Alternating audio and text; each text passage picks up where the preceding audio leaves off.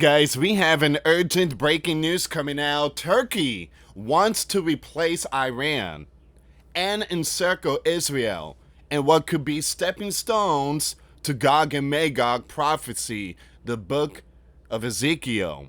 All right, so we're going to see what's going on here, guys. Ever since President Donald Trump, Israel, and you have multiple world leaders signed this very important peace deal in Egypt. I mean, there's been a lot of shift going on. Now, Hamas is still going crazy, and the president has sent a warning message to disarm or we will disarm you. All right, so now you have Turkey playing this huge role. They want to replace Iran. Back then, Iran was the Babylonians. Persia, not the Babylonians, Persia.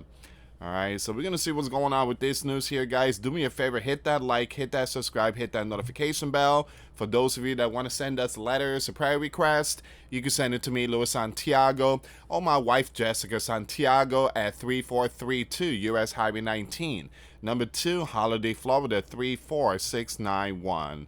And for those of you that want to help and support the channel, we do have the Cash App link and a PayPal link in the comments box and also description box.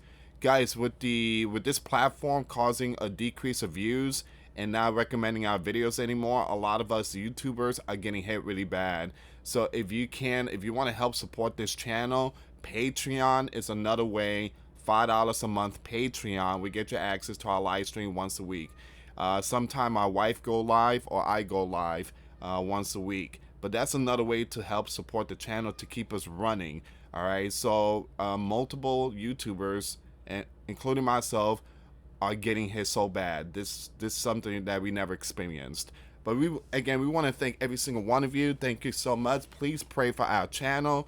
And it seems like the one that's getting hit hard are like those that, when it comes to the gospel, speaking about Jesus Christ and Bible prophecy that's related to world events that's related to Bible prophecy. It seems like Christians are the ones getting hit the most. All right, so again, please pray for us. So Turkey wants to replace Iran, encircle Israel. Okay, we're gonna see what's going on here. Just looking at that picture, I guess that's not even Turkey. No, that's Greece. He's pointing his finger at no. What is that? Italy? That's Cyprus, right? I could be wrong. All right, so it says here. I don't know if you guys can see that. I'm trying to change the background a little bit, but let's go with the big one. There we go. So in the shifting sands of Mideastern geopolitics, Turkey under President Erdogan is emerging as a formidable force poised to supplant Iran's warning influence and forge a strategic noose around Israel. As the Assad regime crumbles in Syria and Iran's proxy falter, Ankara is aggressively expanding its footprint. So basically, Erdogan is saying that Syria, you failed. Iran, you failed. Next one is going to be Yemen. You failed. You guys just failed. You guys couldn't finish the job against Israel. Assad, you exiled. You left to Moscow, and Iran. Well, you guys have a new leader under new whatever, and then you have Yemen. So Turkey is like the only one that's been very quiet. Keep your eyes on Turkey. Keep your eyes on Turkey. All right. So it says here, as Assad regime crumbles in Syria and Iran's proxy falter, Ankara is aggressively expanding its footprint, blending Islamist ideology with neo-Ottoman ambitions. Now, this maneuver, analysts warn, could reshape the region's power dynamic far more perilously than Tehran's long-held dream of isolation.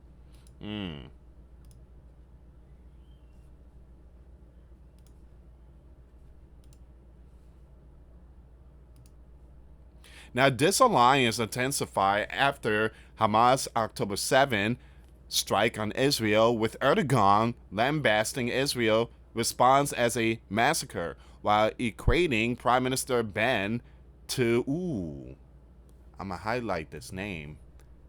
I'm not going to say that name. There we go. Such rhetoric, coupled with severe trade ties in April 2024 and Turkey's backing of South Africa's International Court of Justice case against the Holy Land, underscores Erdogan. Now, strong anti-Israel feelings based on deep-rooted religious beliefs, as noted by Dr. Eli, a senior research scholar at the International Institute for Counter-Terror, Now, the crown jewel of this strategy lies in Syria, where the fall of Bashar Assad has handed Erdogan a golden opportunity, with Russia and Iran sideline. Now, Turkey is transforming the war-torn nation into a de facto protectorate, deploying 90,000 fighters from its Syrian National Army proxy. Turkey is stepping in. Turkey is saying, move out the way. Get out of here. Iran, get out of here. Syria, move. All right, so keep your eyes on Turkey. There's a possibility in the year 2026, it might be the year of Turkey. And Turkey is a whole different ball game. Actually, Turkey is a member of NATO. All right, so again, that's a whole different ball game. Iran is not NATO. Syria is not NATO. Yemen is not NATO. Hezbollah is not NATO. Lebanon is not NATO. But Turkey is NATO. And I do believe, if I'm not mistaken, they're holding US nuclears. All right, so it's a whole different ball game out there. This is not Iran.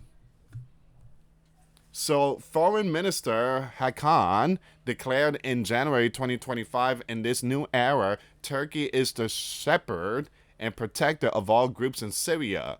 Common warns that if this succeeds, securing military control, international legitimacy, and Qatari funding for Gaza reconstruction, Turkey will largely replace the Iranian dream of enclosing Israel in a more dangerous military and political ring. I do believe that Turkey has the advantage when it comes to putting pressure on Israel, but Turkey will not eliminate or obliterate Israel. It's just not going to happen. But Turkey could give a good fight compared to Syria, Iran, and Yemen, and Hezbollah. Give me a second here. If you guys like this background, just let me know. What are your thoughts? Leave comments down below. I'm trying to change the channel a little bit. I usually do this like every 3 years. All right, so it says here, encirclement extend beyond Syria and East Jerusalem. Turkey has channeled $63 million to radical Islam groups like the, I'm going to skip their names, who harass JEWS visitors at the Temple Mount to assert a Muslim heritage and character over the city. Now, Naval ambitions loom large too. Turkey fleet boosted by advanced submarines, a light aircraft carrier, and joint exercises with Egypt threatens Mediterranean stability. Odend, former head of Mossad's counter-terror division, likens it to a high-stake game. If the Mediterranean Sea is a game board, Erdogan has already placed more than a queen on it. It's a game of chess. That's what it is, a game of chess. Like I said, I think Turkey would give a hard time to Israel. And it's going to be hard because Turkey and U.S., they're like kind of allies. So it's a whole different game of chess here. All right, so he placed a whole fleet. These moves, alarm ads, reflect Erdogan's deep aspiration to resurrect the Ottoman Empire and turn into a modern sultan. Now, fueling this ascent, are pragmatic deals. Reports suggest the incoming Trump administration may green light F 35 jet sales to Turkey. Ooh. In exchange for support on a 20-point Gaza truce hostage release, elevating Ankara's role in a post war reconstruction. Trump moves giving them F 35s. Is it F 35s? Was it F? Give me a second here. Was it F 35s? Yeah, F 35 sells to Turkey. I mean, in exchange for support on the 20-point Gaza truce and the hostage release. I mean, this thing is a whole different ballgame now. That's a whole different ballgame. Now we're giving Turkey some F 35s, and Turkey, is building up military, and they don't like, again, they don't like Benjamin. Erdogan does not like Benjamin. This thing could backfire really hard. This peace thing could end up being a big, massive war. Donald needs to be very careful on this one, who he's selling stuff to. Yet, as Kaman emphasizes, Erdogan, personal, vendetta, drives policy when it comes to Israel. There you go. He has a vendetta. Like I say, he don't like Benjamin. When it comes to Israel, Erdogan is the one who sets Turkey's policy, and he is personally responsible for the deterioration of bilateral and relationship. Now, again, these two, there's some stuff going down in Syria. You guys already know Israel is always bombing Syria, and then you have Turkey is also there too. The book of Ezekiel, chapter 38 and 39, describe a prophetic future war, often called the War of Gog and Magog. This event is portrayed as an end-time invasion of Israel by a coalition of nations led by a figure called Gog from the land of Magog. Now, a lot of people believe that this is the king of the north, Russia, and then you have all these other kingdoms that's forming this alliance. And their plan is to basically invade Israel. So it says here, according to the prophecy, this alliance attack and restored and secure Israel. But God intervenes supernaturally with earthquakes, plagues, hell, and fire.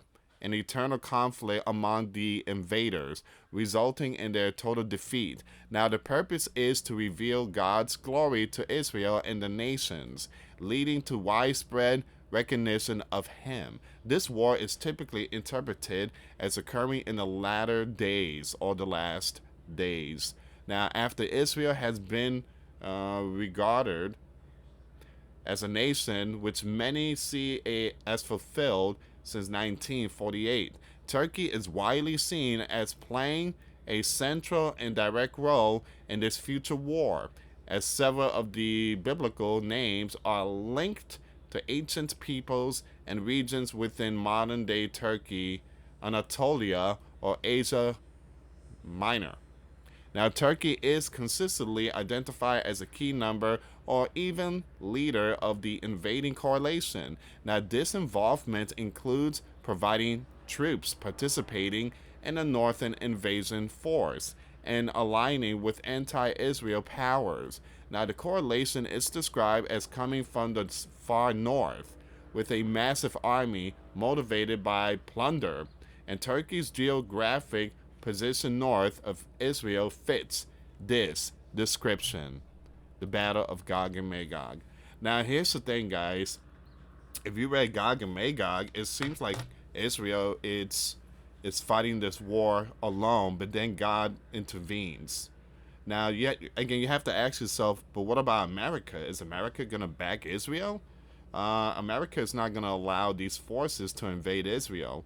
Well, again, there's a possibility. Maybe in that time, America is just completely wiped out, lost its power, and the empire collapsed, possibly by Yellowstone, or perhaps the New Madrid seismic zone, or the big one.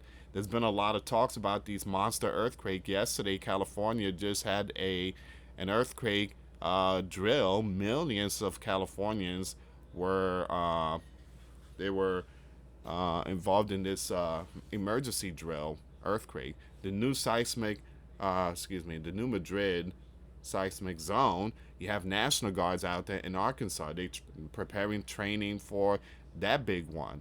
But then at the same time, we are so close to seeing war with Russia. You have a president that wants to send tomahawks to Ukraine. Now, Putin and the former leader of Russia, Dmitry, and other people out there is sounding the alarm that they will use nukes. Even Lukashenko, the president of Belarus, he warned Trump, don't send those tomahawks. This could lead to nuclear war. They have Orishnik. They have all these nukes ready. That's the reason why Donald has not sent tomahawks. He's really thinking about it. He hasn't sent it yet. Now, a lot of people believe that he already sent these tomahawks, but it hasn't been confirmed yet. Anyway, guys, what are your thoughts? Leave comments down below. Please do me a favor. Pray for our channels. Please pray for our channel. If you guys want to help support the channel, the links will be in the description box. Thank you so much for watching. Till next time later. Peace.